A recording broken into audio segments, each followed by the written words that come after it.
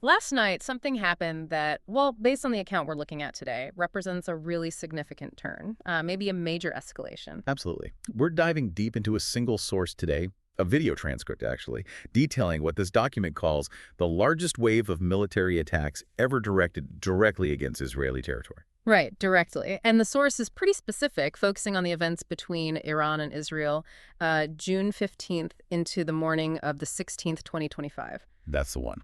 So our mission today is basically to unpack this transcript. We want to pull out the key nuggets of knowledge, help you quickly grasp the main events, how this account says the attack unfolded, the immediate impacts it details, and, the wider ripples the source points to. Okay, let's get into it. The transcript kicks off by really setting the scale. It doesn't just say it was an attack, it frames it as the largest wave ever, directly hitting Israeli territory. And it really emphasizes that directness, doesn't it? It makes a point of saying this wasn't like a proxy thing or just threats. No, it calls it a deadliest retaliatory attack from country to country. And the source uses the phrase considerable scale. So right away, it's signaling this was something different. Definitely sounds like it. And the timing, the source gets very specific. Yeah, precisely 22.4 NEO local time, it says. That's when it started. And the sheer volume. Yeah, What does the transcript say about that? it's pretty staggering. More than 200 projectiles, ballistic missiles, and armed drones, all launched, it says, in less than 2 hours. Wow, over 200 in under 2 hours. That's Yeah. intense density. And not just fired off randomly, apparently. The source stresses the coordination. All were launched almost simultaneously, not randomly, but in coordinated formation. Coordinated formation, that implies a pretty high level of planning, doesn't it? It certainly suggests that, yes, not just a barrage, but a structured wave. Where did the source say these launches came from? It specifies from Iranian territory and towards the Caspian Sea, which is interesting phrasing geographically, but then clarifies they obviously hit Israel. Okay. And it outlines a strategy. What was the reported plan of attack? According to this transcript, yeah. Kamikaze drones first.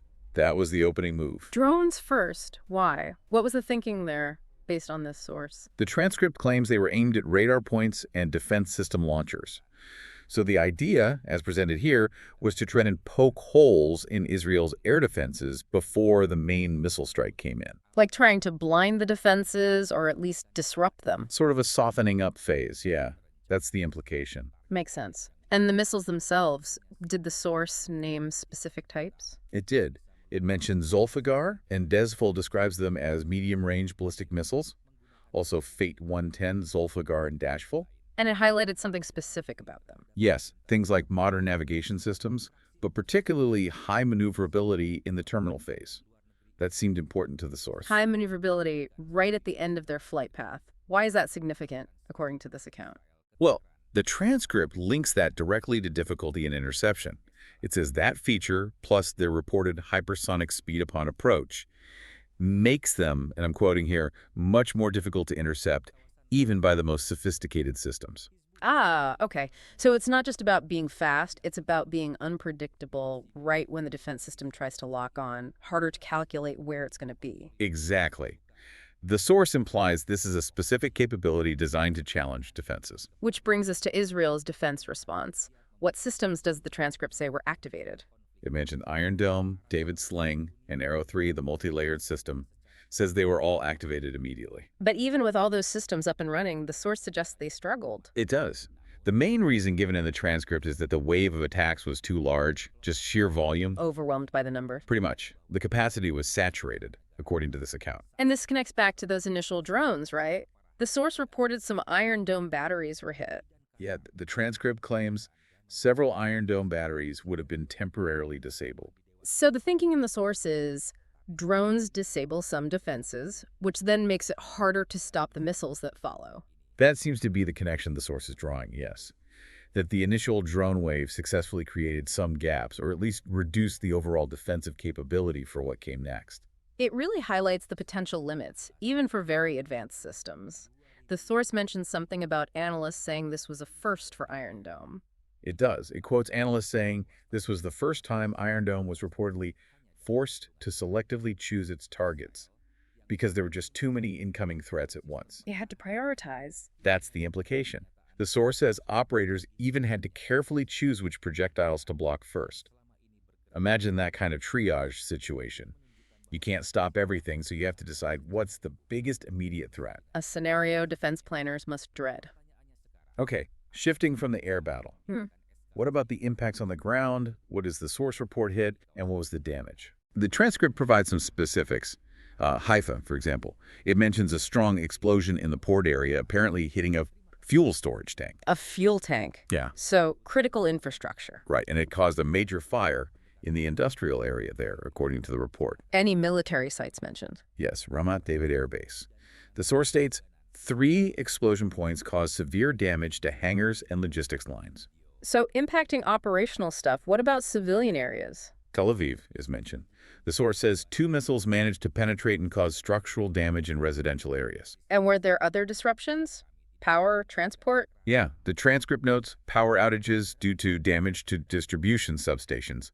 And it also says underground transport was stopped for about 2 hours because a missile hit somewhere described as a sensitive area. And the human cost. I know it's preliminary in the source, but what did it say? Tragically, yes. Preliminary data in the transcript indicated at least 11 people were killed and more than 150 injured. Some critically, it notes. Awful. And hospitals were overwhelmed. It says hospitals in the affected cities were on emergency footing all night, dealing with the casualties. Okay, so after this intense wave, how did the Israeli government react, according to this source? Immediate emergency meeting.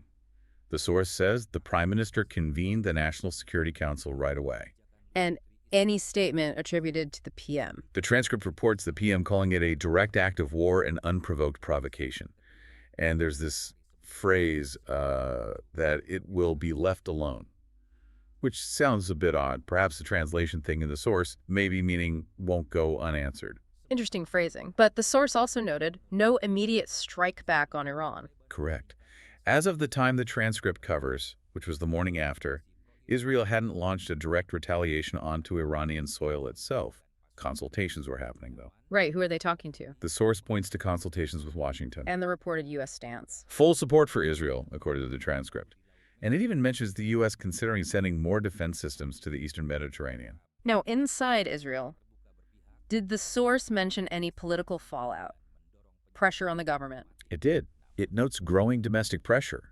An opposition faction is quoted criticizing the government's foreign policy as too aggressive and harmful to stability. And linking it to a prior event, what does the source say about a potential trigger? Yes, the transcript explicitly reports that some were blaming an Israeli airstrike on Tehran a few days earlier as the main trigger for the escalation. Okay, important to note, the source presents that as an accusation or viewpoint being discussed. Exactly, it's reporting on that part of the narrative. Beyond Israel, what about the wider region? Did the source indicate things were shifting elsewhere? Oh yeah, definitely. The transcript says the regional area is starting to move.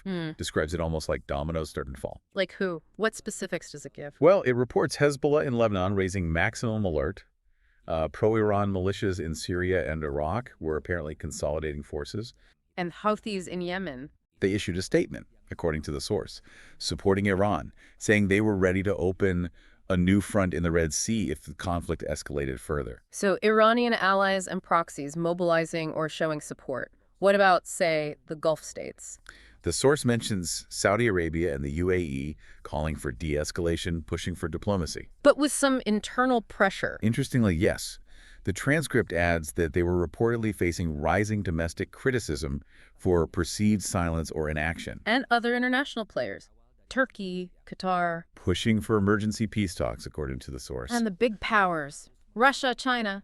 Called for a UN Security Council meeting, the source says. But it also notes that, as of that point, no concrete decision had been reported to actually prevent things escalating further. So lots of reactions, lots of movement, a real sense of instability spreading based on this account.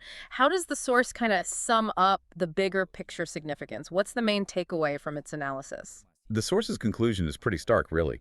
It says these attacks show that regional stability can change radically in just a few hours. Just like that. And it frames it as a big test for Israel, right? Yeah.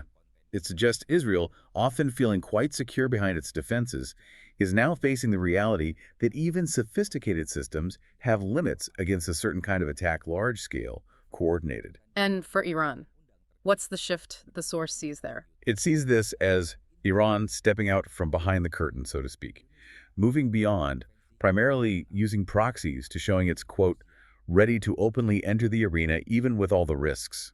A more direct posture.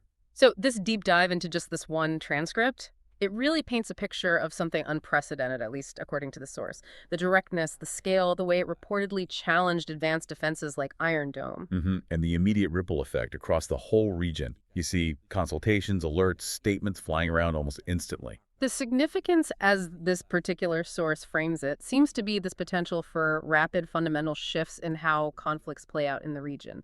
Definitely. It presents this event as a possible game changer. And it leaves you, the listener, with this really potent question based on the account. Has the Middle East, as reported here, entered the initial stages of a much larger conflict? And what does this kind of event, especially the reported stress on advanced defenses, tell us about security when faced with massive coordinated attacks? It certainly raises an important question.